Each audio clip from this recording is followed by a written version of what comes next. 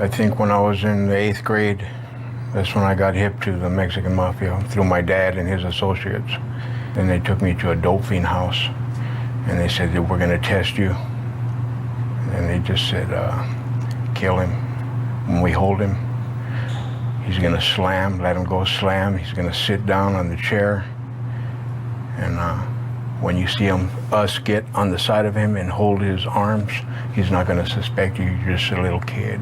Jump on his chest with a knife and start whacking him. So I did that, and after that, I think they used me about 2 or 3 more times. I just took the initiative and I cut his throat on the yard and basically set an example for everybody out there that if you're going to run your mouth about the Nazi lowriders, we're going to try to kill you. Well, I was asked to put somebody down on the yard because he was in the hat, what they call in the hat when they're in trouble with the Aryan Brotherhood. And I went out in the yard and I stabbed him, and I actually got away with it. The Department of Corrections has defined gangs into 2 distinct entities. The first entity is that of prison gang. A prison gang is any gang that has its origins or roots in the California Department of Corrections or any other correctional system. The second entity is that of disruptive group, which does not have its origins in the prison system, and are gangs that most law enforcement officials are accustomed to dealing with, such as Crips, Bloods, Norteños, or Sureños. This is important in understanding the distinction of these 2 entities for outside law enforcement. As law enforcement officers, we often think that a gang member is a gang member is a gang member, and that's not the case.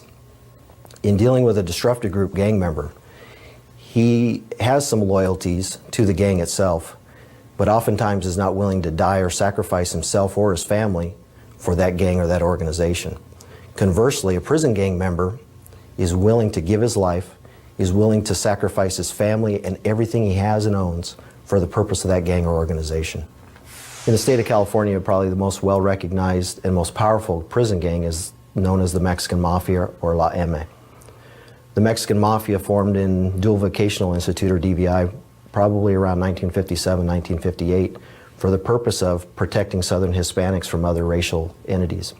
Another prison gang recognized by the California Department of Corrections is known as the Aryan Brotherhood, or AB. The AB was formed in the San Quentin State Prison. It has a tenuous alliance with the Mexican Mafia and has known enemies, the Black Guerrilla family and the Nuestra Familia. Another recognized prison gang is that of the Nazi Lowriders, or NLR. Historically, the NLR has been a white prison gang. It was actually started in the California Youth Authority, created a lot of problems for us within the prison system, and we're seen as rivals to the Aryan Brotherhood. We don't see that rivalry so much. As soon as I got here, everything that I had thought about, wanting to be involved with this group, it was intensified. Because now I was in the house of the Brotherhood, which was a brand, and I wanted to be around them, and if they were willing to accept what we as the Nazi lowriders were bringing to the table, then I wanted them to respect us and I would give them their respect. But if their attitude was like I had heard that, they didn't have any time for us or they didn't want to pay us our respect, then I was going to actively pursue killing one of them. And shortly after that, we basically brokered a deal with the Aryan Brotherhood to bring the Nazi lowriders under their, in with them. So basically, it would be one entity. There is a faction of the NLR called the FTB, which stands for Fuck the Brand. Those are relatively small number. But the NLR, our understanding at Pelican Bay is that the NLR has adopted a policy of only recruiting and bringing in new members that are not of a mixed race. This perception about the racism, it's not really racism whatsoever. It's like in a battle. I mean, if I line up across from you and you're my enemy in a battle, you're my enemy. The reason that it's considered racism is because it just so happens that the people that we're at war with are other races. When you come into the Department of Corrections, automatically the first thing that you're indoctrinated in is you stick with your race and that's it. That's just the California Department of Corrections. That's just the way it is. So I personally have no personal angst towards any minorities. My wife is Mexican, and she was my girlfriend when I was a Nazi lowrider. I have no problems against them. The way I looked at it was, if you were a northern Mexican or you were a black, you were my enemy. Not because of your race, but because of the political lines that you've drawn within the Department of Correction. It's all politics. So the race thing, as far as like, you know, dealing with police officers or the general public, that's never been an issue. Yeah. Now, make no mistake, there are hardcore white supremacists involved with our movements.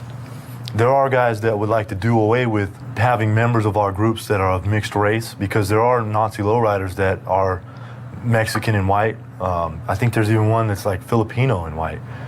And there are people that are members that are trying to get that done away with, you know, saying that, you know what, we're not going to have these people involved with us. But the majority of us believe that it's all about where your heart is.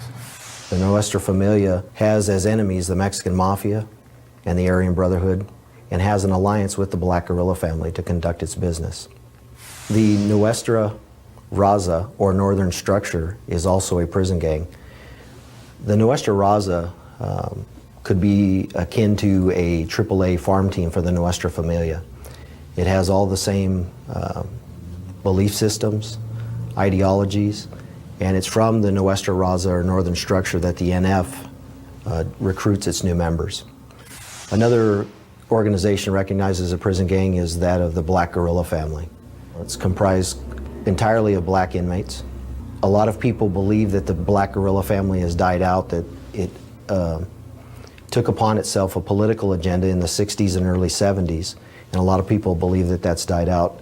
However, that's not the case.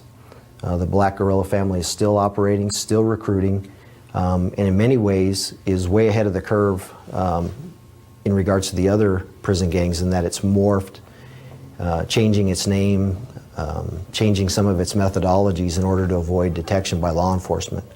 The last prison gang recognized by the California Department of Corrections is the Texas Syndicate. It was primarily comprised of Hispanic inmates that had migrated to California from Texas. Within the California Department of Corrections, the influence of the Texas Syndicate is very minimal. As a gang investigator at Pelican Bay, I wouldn't expect that very many law enforcement officials on the streets of California would have much contact with them, as they're a very small entity. Not every street gang member would qualify to become a prison gang member. The prison gangs, because of the type of criminal activity that they engage in and because of the way the organizations are structured, only recruit the cream of the crop. I like to think of it in terms of baseball. You have your street gang guy that the law enforcement officer is going to deal with on the streets, and I would equate him to being a single-A ball player. Now, that single-A ball player, once he's convicted in a court and sent to the prisons, operates on a whole different level and a whole different field of play with a different caliber of gang member. And I would equate those guys on our maximum security yards to double-A ball players. The next level would be the guys who act as the intermediaries between the guys on those level 4 yards and the prison gang members, and those would be your AAA ball club guys. Those guys are your prison gang associates. Those are the ones that are being looked at for recruitment to make membership. And then when talking about prison gang members, you're talking about the cream of the crop, the pro ball club. You know, I was like, you know, there's got to be more. This shoe life is racking up to 15 years here, and it's like, you know what, this isn't much of a life. This is more or less an existence. And the people that I'm believing in, or the regime that I'm believing in, is actually turning out to have no actual foundation that they've built their structure on. I started seeing that things that I had held respect for and things that I had actually felt were honorable, they really were nothing but people trying to boost their own egos within the system. They're a bunch of men that were never going home, that had life to do, that were trying to use people like me that did have a date to get them money on the streets, or they send somebody out there to kill somebody just so they could tell one of their partners that they had somebody killed out there. You know, like they had some kind of power. And it didn't really sit well with me that I was going to be used as a puppet like that. One thing right now with the Mexican Mafia, they're targeting families now because of us dropping out and disassociating ourselves from the prison gang. My ex-wife just got killed. From my understanding, Los Angeles authorities down there, they pretty much have a feeling who it is, right? And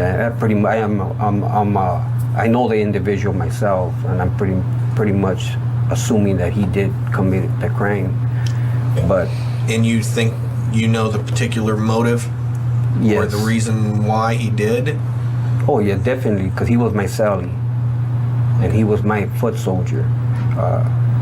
His agenda was, he's from the same gang that I was in the streets, but being that he's a youngster, he always wanted to be in good standings with me and other members of the Mexican Mafia. So he's gonna go out there and do what he has to do. Why are you talking to law enforcement? I want to take this opportunity to try to start to make amends for some of the things that I've done against our society. And secondly is because it really helps me being a parolee, being a felon. If I have things in my file that say that I've worked with law enforcement and I've helped you guys, it helps me in the future to get jobs. It shows that I am rehabilitated and I'm not just out there biding my time until I commit another crime. When you come into prison, it's generally just like being drafted into the army. You know, as a white man, you know, there's certain expectations you're gonna have, as in, you know, working out, keeping physically fit, to passing messages to where even if they say like there's a sexual predator on the yard and you know, and they, you know, you don't get to raise your hand, they tell you to do something, it's expected of you to do, and that goes pretty much with anything. You don't have your own, you know, you're not your own man. You have to abide by the rules that have been laid down from long before I started doing time, and you know, and they vary from prison yard to prison yard, basically, but they're all basically the same rules that are, you know, that apply to us. They used to not get mad at you or this or that, and there was no repercussions if you couldn't do a stabbing or you couldn't sharpen it, or you know, you didn't want to do that. You know, you were just treated as a cast off, but now it's pretty much, it's forming into, you have to do things now. It's mandatory. There's more dog eat dog. It's like there's a lot of more bad calls now being done as a bad call, being like, this guy wasn't a rat, but by word of mouth, you know, somebody else that may have had a problem with this guy can say, hey, that guy's a rat, and then boom, that dude's taken down and he's not even a rat in his life. You know, he just, you know, he's expired. You have He's to dead. overcome all the obstacles that are in your way of knowing what's going on in each pod. You know, like I was in the A pod, there was 2 other NLRs in there with me, and all the other guys were spread out throughout the building. So I would have them sign up for the law library. When we would go over to the law library, I would get kites from all of them and they would report to me what was going on in their pod. You know, any dealings with the other races, if they're having problems with their studies. At the time, I was putting emphasis on all the Nazi lowriders in the building learning Spanish, so that if we needed to communicate with each other over the tier, we could speak Spanish. We did this for about 1.5 years, and we completed our Spanish studies, and we all spoke Spanish fluently. So we could speak Spanish. The cops wouldn't know what we were saying unless it happened to be a Spanish-speaking police officer. We'll have defense attorneys that have already represented other members, you know, so they got a long history with them, you know what I'm saying? And it's usually these individuals that'll send defense attorneys down there, hey, I need you to go visit so-and-so. I need you to pass them this message. It's usually messages that are being passed, you know what I'm saying? So he'll go down to the county or he'll go to another prison and he'll pull that individual out for an attorney visit. Now, CDC cannot deny him that, you know, attorney-client privileges. So while they're there, you know, he'll pass whatever information he has going. Now, he may know it's wrong, but he's not going to say nothing because he's on a payroll. He's being paid. You know what I'm saying? You know, like money talks, bullshit walks. So he'll pass it. I mean, it's been known at times where they've, you know, took drugs to certain people in county, you know what I mean, or coming up to prisons, you know, where you have contact visits. They'll bring things in, you know what I mean, because, you know, everybody's dirty, you know what I mean, everybody has a flaw, you know what I mean, and it's just up to us to find that flaw, you know. If somebody doesn't want to work with us, you know what I mean, that's where extortion comes in, you know. We'll hire an investigator, you know what I mean, or we'll try to find out where dude lives, you know, check where his family's at, take photos of his kids. Next time he comes up, you know him, you know her, yeah, well, this is what we want, you know, force his hand, you know, he works with us, but most of the time they're willing, you know, because they got a long history with us. What if they want to stop? I mean, they have a long history with you, and all of a sudden okay, I don't want to do this anymore. Well, then he's going to have to do what I did, you know, pretty much inform, you know what I'm saying, because, you know, you just can't walk away. You know too much, you know what I mean, you know too much. And to leave you out there with all that information is just a risk. It's a security risk. So more than likely, you know, something will be done to them, you know what I mean? But more than likely, a lot of them don't leave because the money's good. How about the court system? Any way to manipulate the court system that your organization does? Court system, we'll use them like to, get from one county to another county, habeas corpuses, to get people transferred down that way. Like, I was mentioning, to get somebody hit, you know what I mean? Or if we need somebody from another facility to come up because we need to get at them, talk with them, we'd have them subpoenaed or what have you in order to come down, and be able to take care of our business. You know what I'm saying? Defense attorneys, but we also went to the extent of trying to intimidate DAs. There's been a couple times where, contracts have been put on DAs. To make them not prosecute. Yeah. You know what I mean? So, we'll do whatever means in order to help the organization advance. You know what I'm saying? So if it means, intimidating or taking out a DA, yeah, sure, why not? While we were working the Mexican Mafia RICO in Los Angeles, we saw representatives from, dozens of gangs brought together, even though they were warring on the street. Mexican Mafia called them together in parks and ordered them to carry out their edicts in the community. And that was something to see. In fact, it took me a while to convince many law enforcement officials that such a thing was happening and that taxation policies of the Mexican Mafia were being enforced on the street. Since they don't normally report this kind of thing to the police, we had to show them, some law enforcement officials, videotape of these meetings and the paying of these taxes in order to convince them. So unless you're from like Lowell Street, Opal Street, Matavia, and you're not representing as a Sureño or Tiny Rascals, every other Southern California street gang is loyal to the Mexican Mafia. Yes, and in a lot of ways they would be. They'll put a green light on their neighborhood. The Mexican Mafia will. Yeah, they'll get a few associates from every gang and go to their neighborhood and just start getting off on them, shooting. Then they have to pay to get that green light off them. So we more or less got everybody loyal down there out of fear. And were they a big influence within your community back when you were a youngster? Yes, they've always been. You've always had one or two brothers from the neighborhood that basically they run the entire neighborhood. All the drug houses, you can't do nothing without them knowing first. If one person's transferring, say going out to court, we'd send him with what we call little huilas, kites, where he'd have them keyshire or he'd swallow. So when he transferred, he'd bring them out, hand them over to who he needs to hand them to. The same way goes for on the streets, somebody paroling.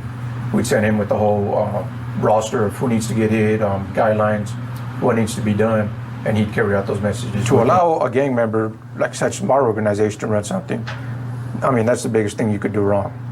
You know what I'm saying? From my experience, because now we have control.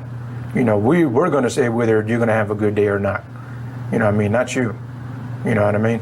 And it allows us to conduct our activities. If we get a councilman or whatever to come talk with us, that just puts our foot in the door. Yeah, you know what? We'll help out the community. But now, what do we got coming? You know what I'm saying? Now once we got that understanding and we're not getting nothing back, well then, you know what? Let's let the community raise a little hell. You know what I'm saying? Basically the same thing, but on a larger scale. So you don't want to do that. Because you really don't have no cops around the neighborhoods and everything. Well, like us, our organization would send people out there, and they'd go out there, they'd put a stop to a lot of the violence that's taking place in that neighborhood. Or say you got a mom and pop store at the corner and you got people kicking back over there, a lot of gangbangers and stuff. Well, these individuals go there and, hey, get the hell away from here, make it safer for the moms and pop store, they get more clientele. We make the neighborhoods or communities a little safer for parents and their kids to go out there in the streets and play, right? And doing so because these parents and everything, they see this. They see what this individual or individuals are doing. You know what I'm saying? So, they're going to be more cordial to them. They're going to be more accepting of them. Even though they're committing illegal activities, they may not know of. All they're doing is trying to keep the community safe, right? So that way when law enforcement comes through and want to ask them questions about this certain individual, well, they're going to be like, I don't know what you're talking about. You know what I'm saying? Because automatically they're going to think, oh, here comes the cop. What's he want? He coming over here to harass us. You know what I'm saying? And why are we going to give up somebody who's doing something good for the community, for our neighborhood? Once you parole from Pelican Bay or from a prison, from a level 4 prison, once you become a camarada or a soldier or a high-level associate, it doesn't matter where you're from. You can walk into any other neighborhood, unless you've got personal beef with that neighborhood, but You could walk into any other neighborhood and say, here, I'm here representing a carnal here, or a brother here. It doesn't matter where you're from. If you're there to deliver a message from the Mexican Mafia, you'll be respected and you'll be left alone. Because if they mess with you, then there'll be consequences to pay. Yeah, I was a reserve regiment commander for the San Jose area, meaning that anybody paroling to the San Jose area or the Santa Clara County, little cities within there, well, they fell under my jurisdiction. The other fellow that was with me in charge, I've overseen it. So we'd educate people, send them out there, whether to be out there to do crime in order to funnel money back, send out hits, do murders, what have you. So anything that happened out there that the organization was doing, we was aware of it. We'd have them get into jobs that may open the doors for other parolees getting out there so they can get jobs there. Preferably, we like to get them in jobs where money laundering be feasible, such as restaurants, tattoo shops, where you have an endless amount of customers, you know what I'm saying? And it's real easy to just doctor the books and say, well, we had 20 customers come in this day. That's why we have this extra money. And what kind of crimes were they involved in? They were involved bank robberies, armored car robberies, extortion, money laundering, murder, intimidating witnesses, you know what I'm saying? Home invasions, anything that, if there was money to be made, we got our hands in it. Drug deals, prostitution, gambling houses. Now that the Nazi lowriders have become, an entity of the brand, the AB now has 3,000 people, most of us aren't doing life sentences, that they can send out to the street to carry out their objectives. So as these people start getting paroled, you're going to be dealing with a higher caliber of individual, somebody that has a goal in his eyes, something that he wants.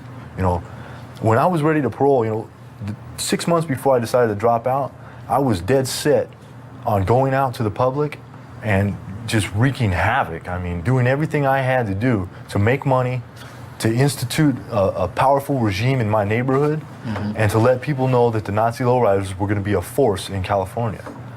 Fortunately, I came to my senses before I got out. But I know 4 or 5 people right off the top of my head that are paroling this year with those objectives in mind.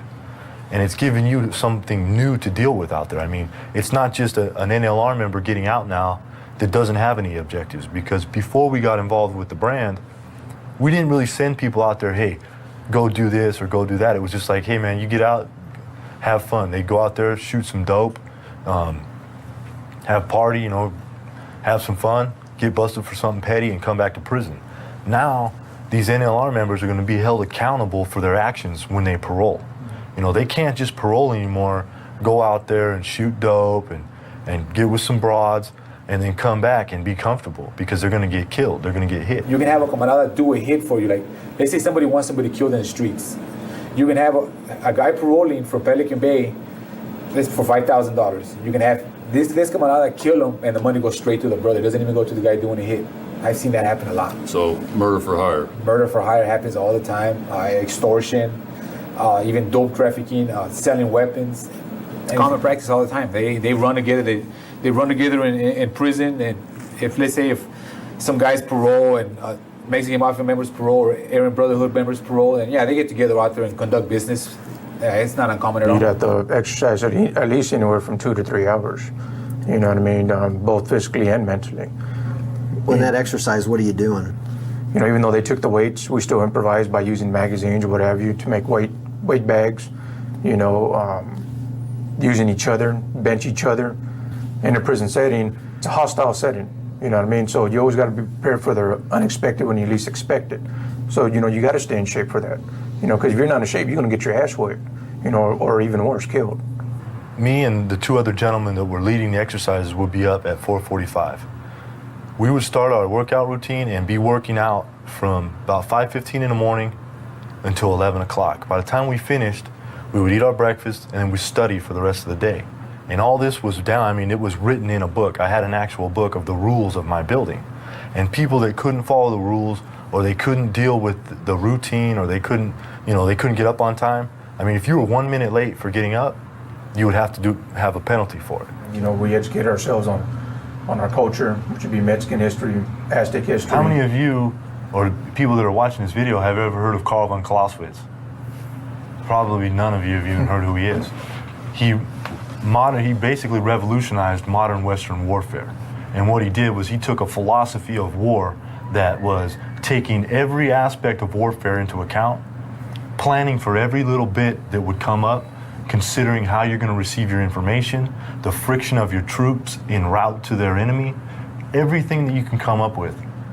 And he put it all into a book, and it's basically a philosophy of warfare. And I've studied this book extensively.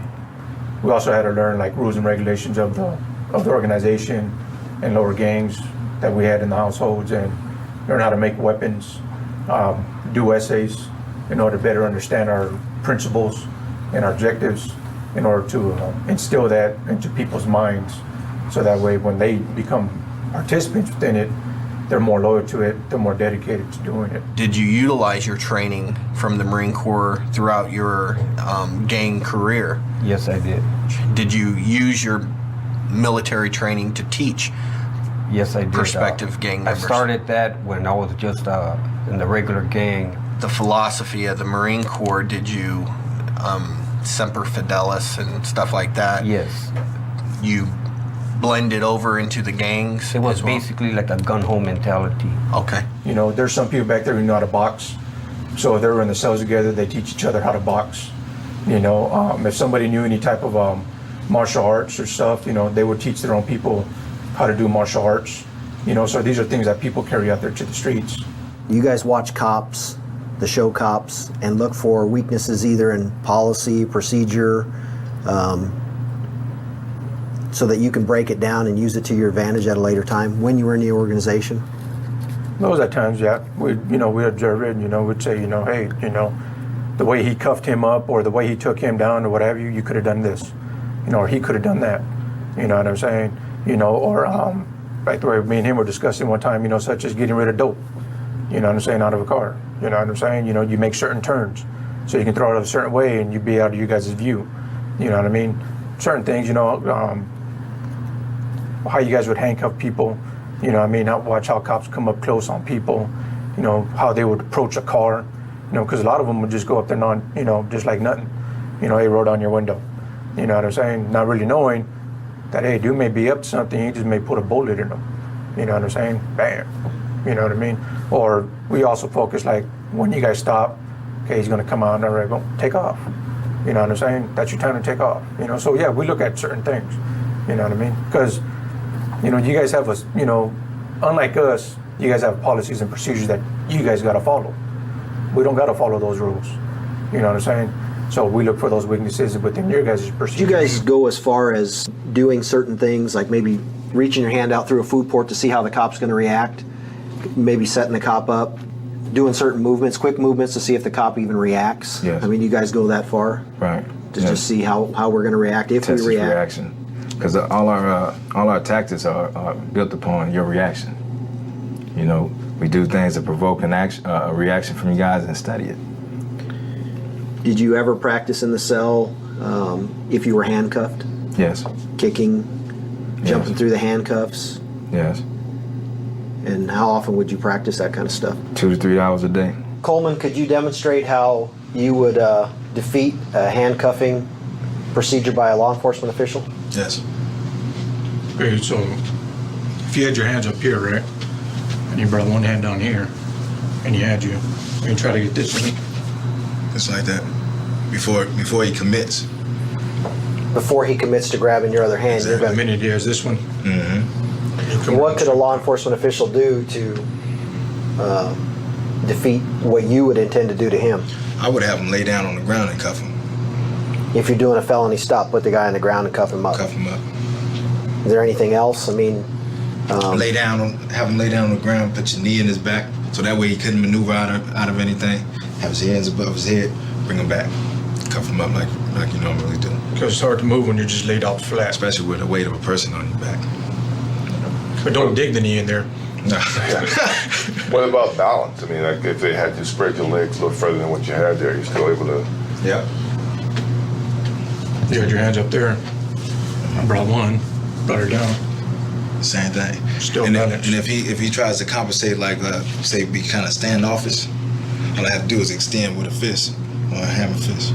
Could he have his like if he's taking that hand down, your left hand down, could he have his right hand up on your elbow or something? The brace? Yeah. But how you gonna do that and cuff me at the same time? Yeah, of course. Now you're in a tussle. How about if your hands were behind your back instead of up on your head? You know, spread Like the legs, spread the legs a little bit further back. And if you put your hands behind your back, you know, like that, the officer reaches out. So you reach out. So you reach out with your left hand and take his right hand. So across that way to bring back and to be able to put a cuff on that. Yeah, grab him by the hand, by the palm of the hand. Down. Yeah, something that's similar. Yeah. What kind of move do you make from there? Just coming up with the left hand? Follow through with it. Is there any safe way to handcuff standing up other than, you know, not laying somebody on the ground, because you can't lay everybody out all the time? Well, the fingers in the lock is difficult. Like it's difficult for a person to maneuver, to spin. Okay, but the safest way would be to put him on the ground, put some weight on him so he can't maneuver at all. That just alleviate all of it.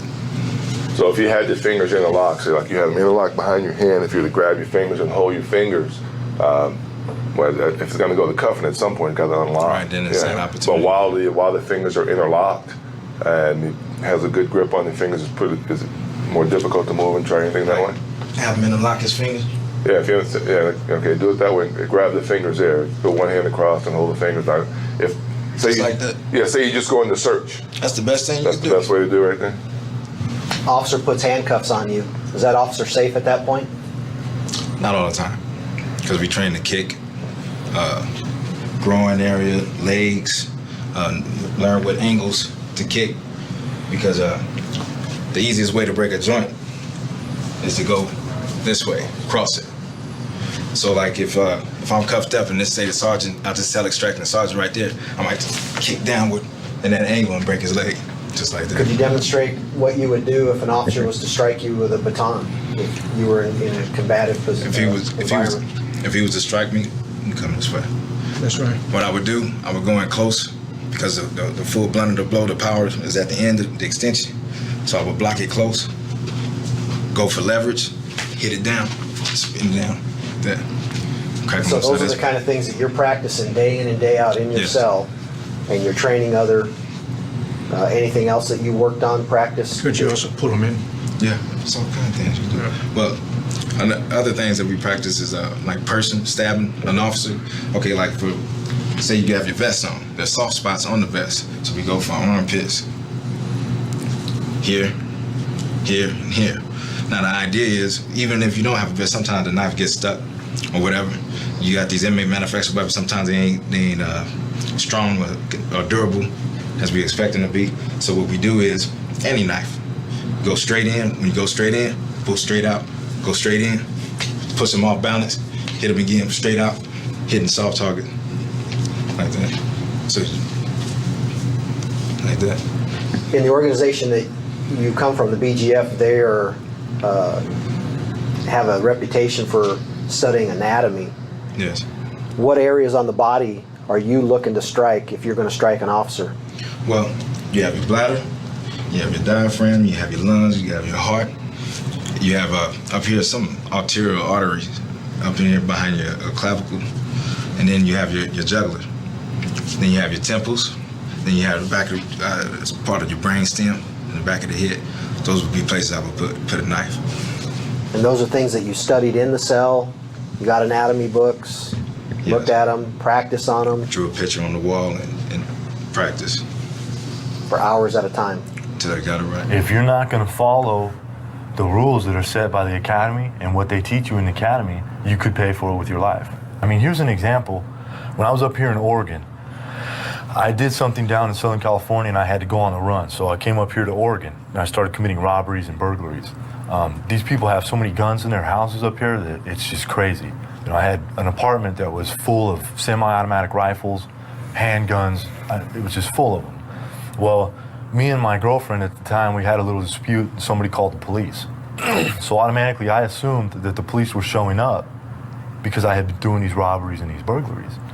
So when I went to the door, I put a .357 in my pants and pulled my shirt over and it was loaded.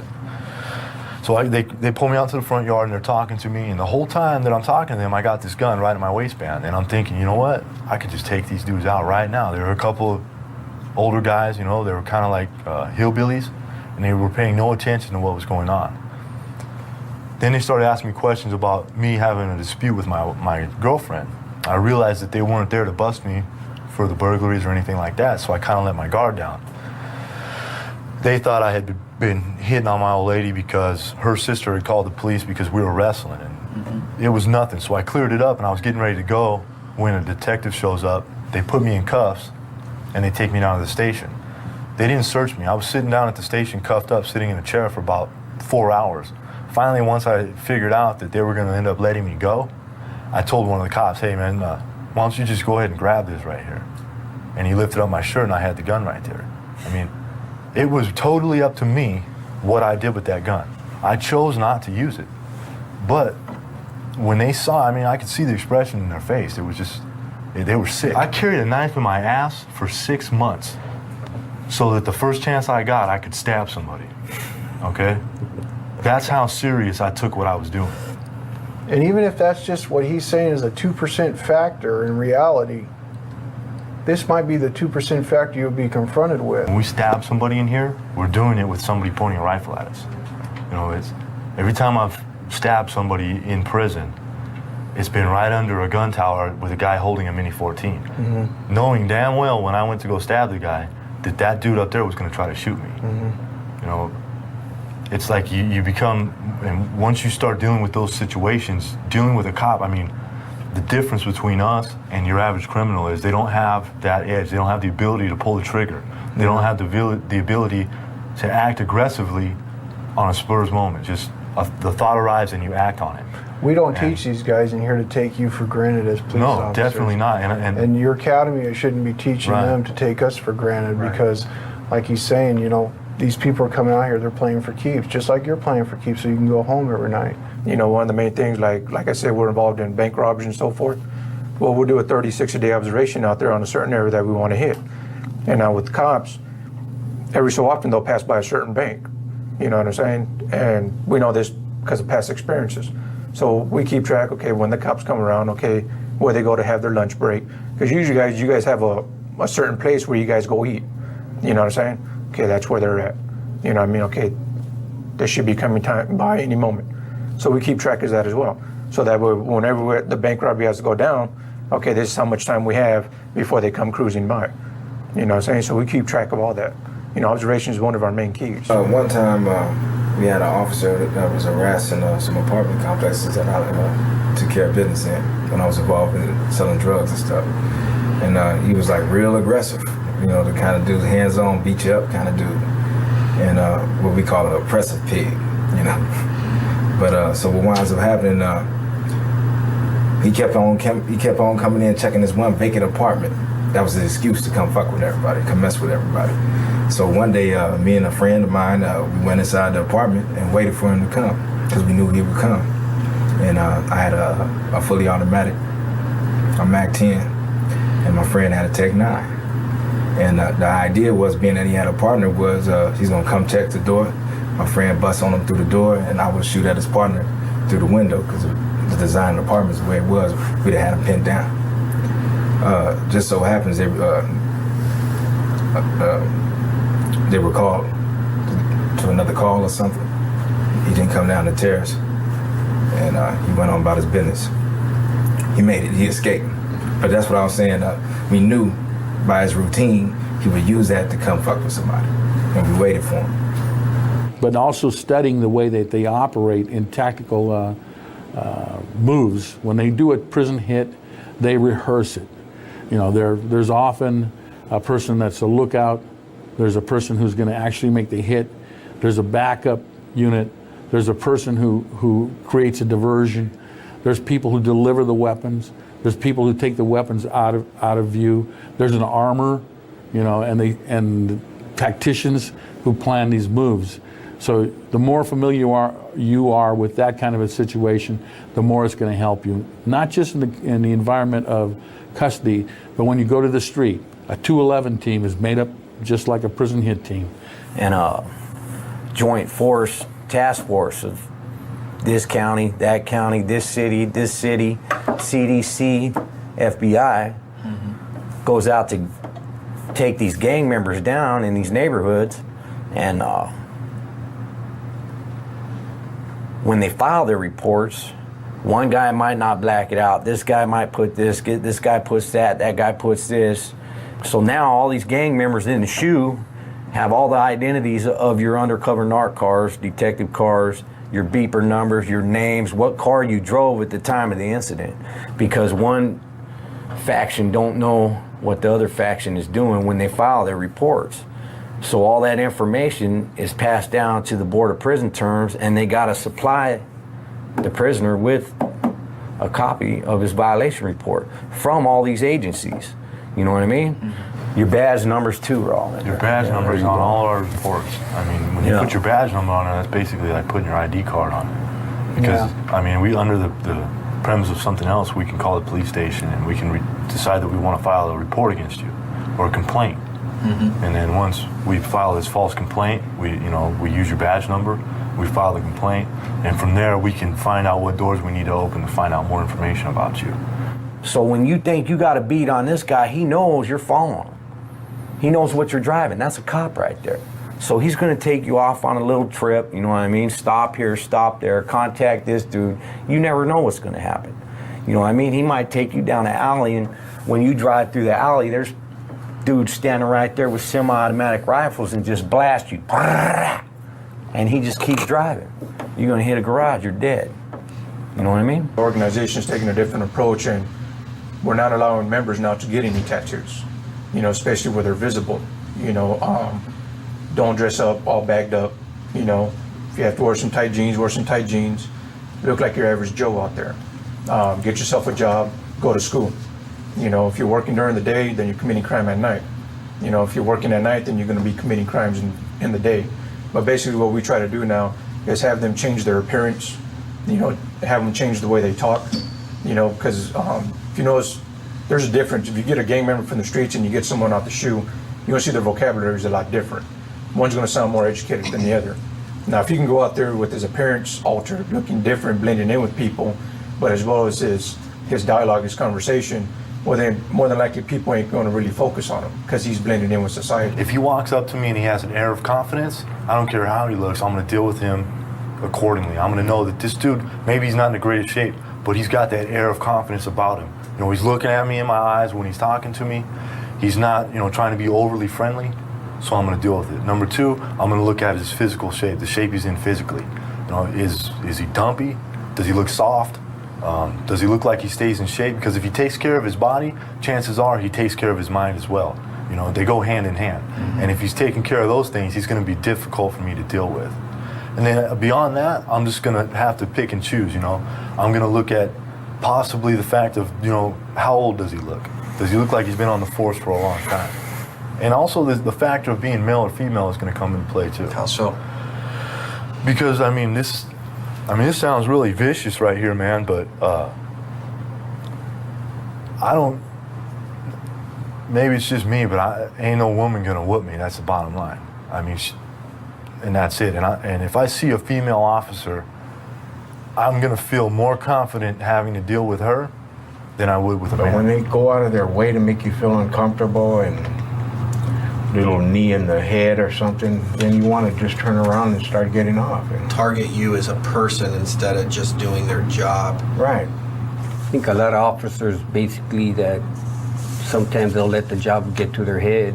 Right. Or they think they're above the law.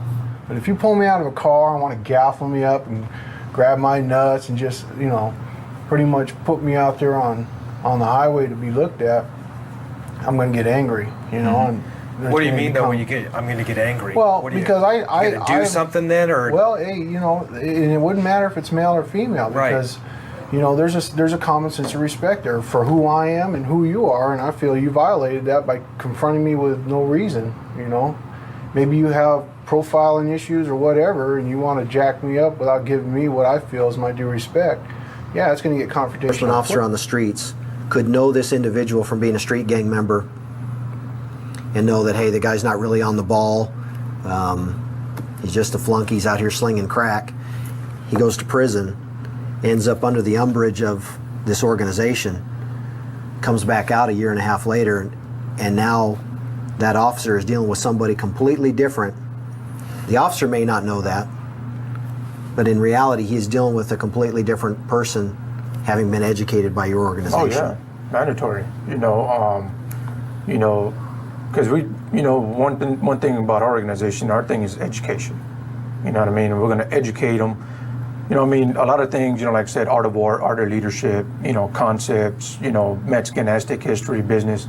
So they're going out there educated, you know what I'm saying? And they're going out there better trained, more physically fit, and they're going out there with the goal because they want to, exceed where the older homeboys are at. They want to be somebody, you know what I'm saying? They're more disciplined, they're more dedicated, so you're dealing with a whole different person.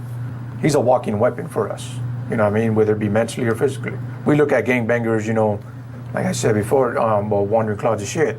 They have no self-worth in life. They have no goals in life. You get someone coming out of prison like an NF member, well, I got goals and objectives. You know what I mean? Whether I got to, bootlick the police officer for 5 minutes in order to get away, that's what I'm going to do. You know what I'm saying? If I got to do some physical harm to the police officer in order for me to get away, that's what I'm going to do. But in dealing with somebody coming out of prison, you got to understand that he's calculating everything. You know what I'm saying? He's being observed, he's being patient. What calls for what? You know what I'm saying? He's using his mind more instead of just reacting to a certain situation. Like you got youngsters out there, so it's a totally different situation. You can find yourself dead or hurt or, hey, going home that night.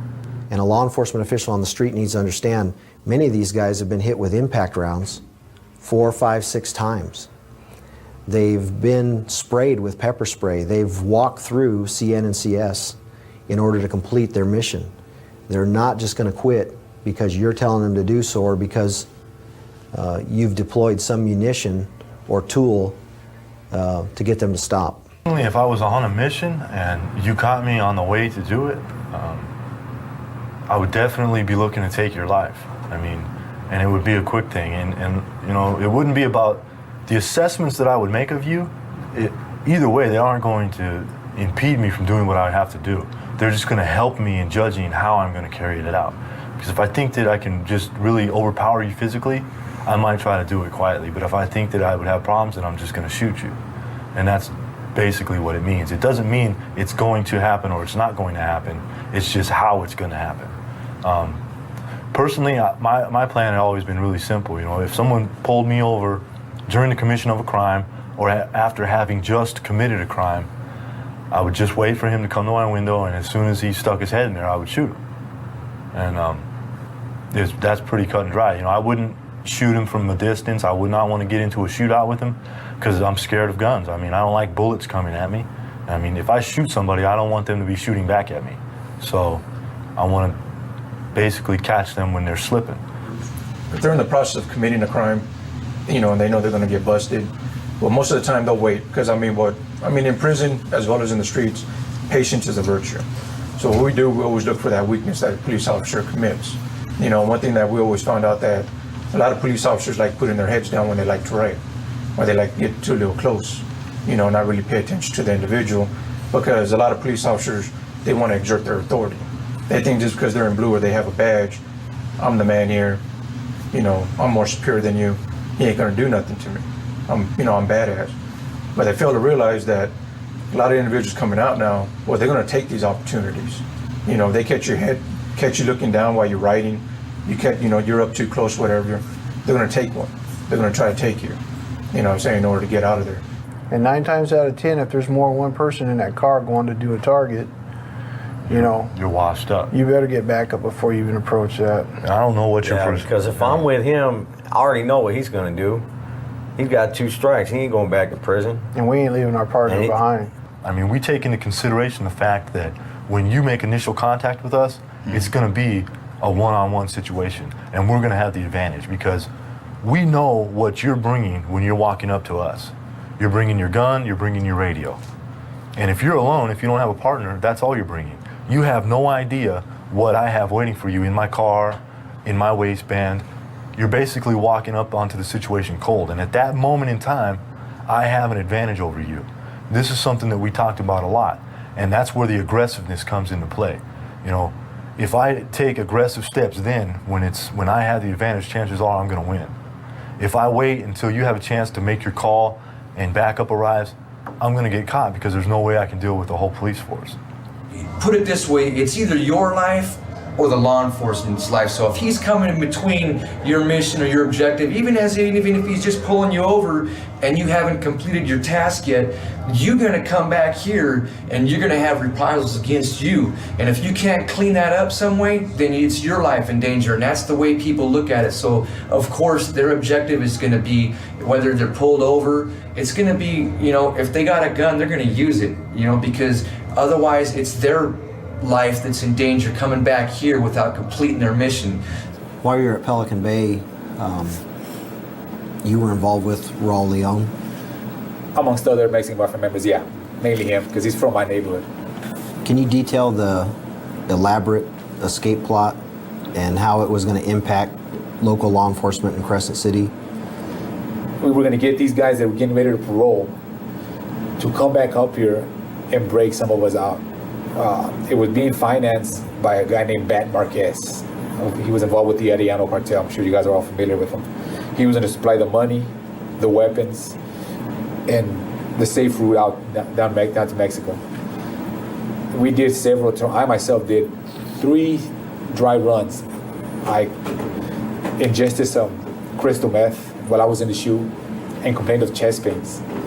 When I was taken out to see the doctor, my heartbeat was obviously racing from the methamphetamine that I had ingested, and they took me out.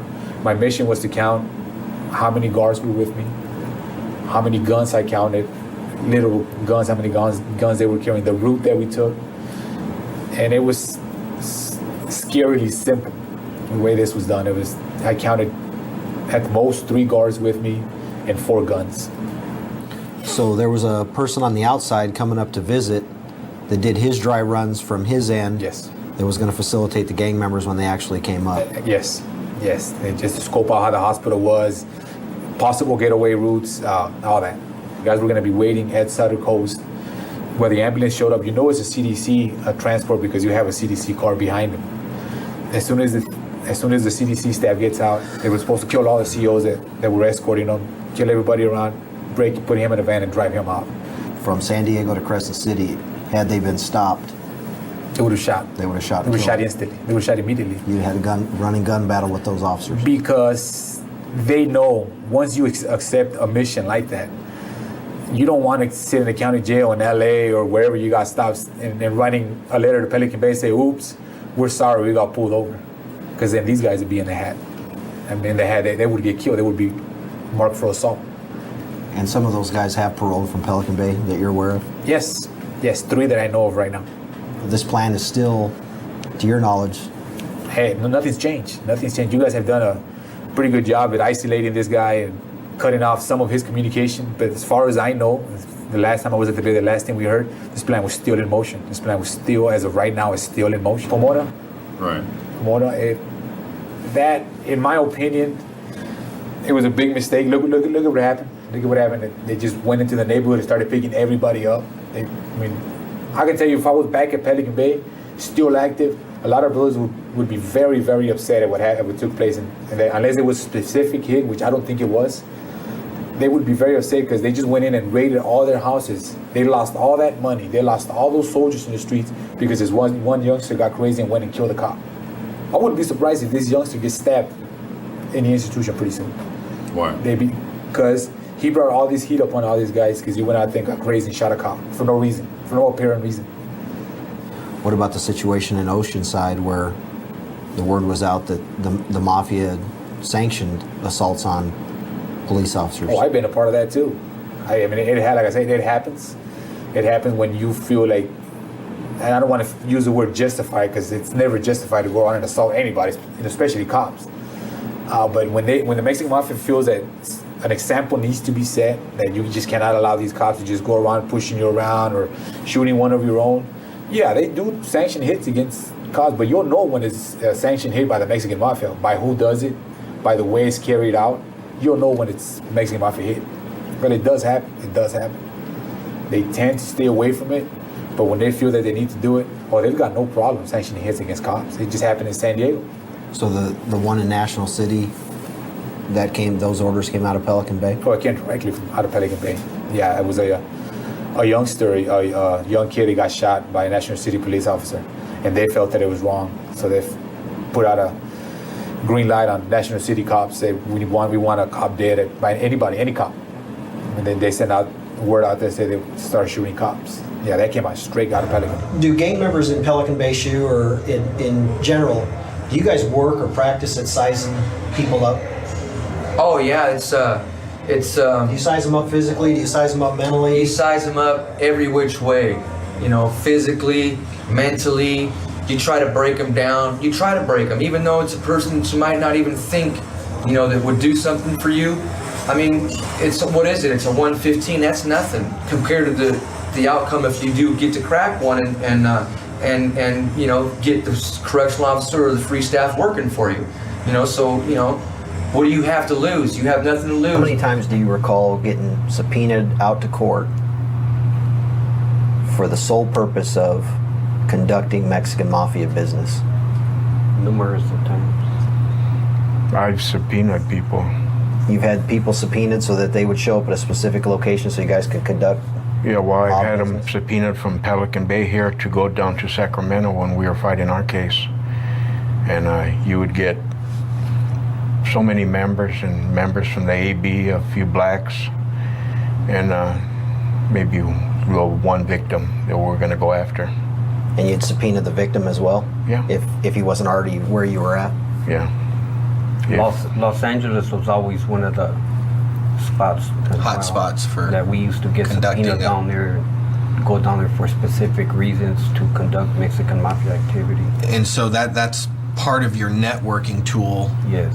Do gang members, do they sometimes maybe partake in prison crime specifically so they can get court appearances? Well, they want to stay in the county jail. They say, pull me down, let me catch a case so I can be down there for a while. Because that's where all the drugs are at, quick visits, and it breaks up time. You know, Right. instead of being in the same joint for a long time. Right. So that's a place to go, down to court. What's going to happen when, say, Epi was still in the organization and you go back to a county jail and nothing's really happening? What should the deputies in that jail expect is going to happen either while you're there or after you've left? No, they're going to expect a lot of change. You know, I mean, they're going to see a lot of difference.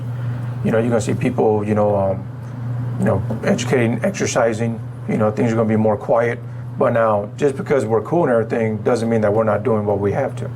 You know, we're going to be, teaching weaponry. You know, we're going to try to find ways to get drugs in, how to get drugs out, how to put hits down.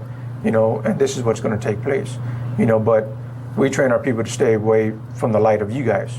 So that way COs don't focus on us, because the less heat comes on us, the more we're capable of carrying out our activities. You know, so, and then like, say if I got there, I would set up a chain of command. You know, I'd be up here, I'd have one person below me, another person be below him, and then you'd have your soldiers, depending on the manpower that you got there. You know, now if I happen to leave, well, there's somebody there who's going to step up to my spot. So you got reserve commanders.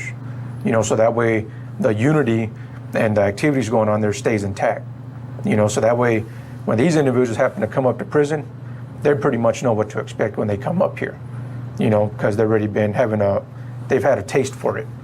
Well, let me ask you, if you're at Pelican Bay and for whatever reason you get subpoenaed to go out to court to a county facility, is there status attached to coming out of Pelican Bay, either the GP or the Pelican Bay SHU? Oh, quite naturally. Like down there where I'm out of LA County Jail, and they have a high power section in our jail.